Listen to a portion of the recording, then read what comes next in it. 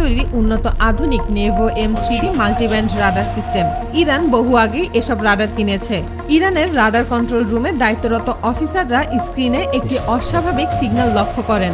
দীর্ঘক্ষণ পর্যবেক্ষণের পর ইরানের রাডার কন্ট্রোল রুমে থাকা অফিসাররা বুঝতে পারলেন এটি কোনো অজানা উড়ন্ত কিছু, যা তাদের কয়েক কিলোমিটার উপরে আকাশে থাকা এক জায়গায় বারবার ঘুরপাক খাচ্ছে। ইরান সরাসরি পদক্ষেপ নেওয়ার আগে বিষয়টি খতিয়ে দেখার জন্য একটি ফাইটার জেট MiG-29 পাঠায়। এগুলো রাশিয়ার তৈরি যুদ্ধবিমান এবং ছোট আকারের হলেও অসম্ভব দ্রুতগতি সম্পন্ন। কিন্তু সমস্যা হলো ড্রোনটি যে উচ্চতায় অবস্থান করছিল সেই উচ্চতায় বিমানটি পৌঁছাতে পারছিল না।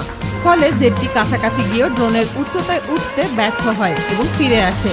গোটা বিশ্ব খুব ভালো করেই জানে ইরানের এয়ার ডিফেন্স সিস্টেমের সক্ষমতার কথা। ইরানের রাডার কন্ট্রোল রুম থেকে সরাসরি S-300 সিরিজের এয়ার ডিফেন্স সিস্টেম সক্রিয় করার নির্দেশ দেওয়া হয়। এই সিস্টেম থেকে ছোড়া মিসাইল প্রতি ঘন্টায় 3600 কিলোমিটারেরও বেশি গতিতে ছুটতে পারে এবং প্রায় 400 কিলোমিটার দূরের নির্দিষ্ট লক্ষ্যবস্তুতে আঘাত হানতে সক্ষম। ডিফেন্স সিস্টেম থেকে একটি মিসাইল নির্দিষ্ট টার্গেটের দিকে ছুটে যায়।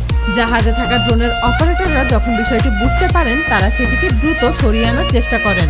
কিন্তু ড্রোনটি দেখতে বিশাল হলেও এর গতি তুলনামূলক কম, মাত্র 570 কিলোমিটার প্রতি ঘন্টা। মিসাইলের গতির তুলনায় এর গতি খুবই কম, অর্থাৎ গতির দিক থেকে ড্রোনটির পক্ষে মিসাইলকে এড়িয়ে যাওয়া খুবই কঠিন। রাডার কন্ট্রোল রুমে থাকা অফিসাররা স্ক্রিনে চোখ রেখে পরিস্থিতি পর্যবেক্ষণ করছিলেন। কয়েক সেকেন্ড পর স্ক্রিনে দেখা যায় অস্বাভাবিক সিগন্যাল হঠাৎ অদৃশ্য হয়ে যায়। এই ঘটনার পর আন্তর্জাতিক গণমাধ্যম ও সামাজিক যোগাযোগ মাধ্যমে ব্যাপক আলোচনা শুরু হয়। ইরান বারবারই বলে আসছে, তাদের আকাশসীমায় কোনো বিদেশি যান প্রবেশ করলে তা কঠোরভাবে প্রতিহত করা হবে।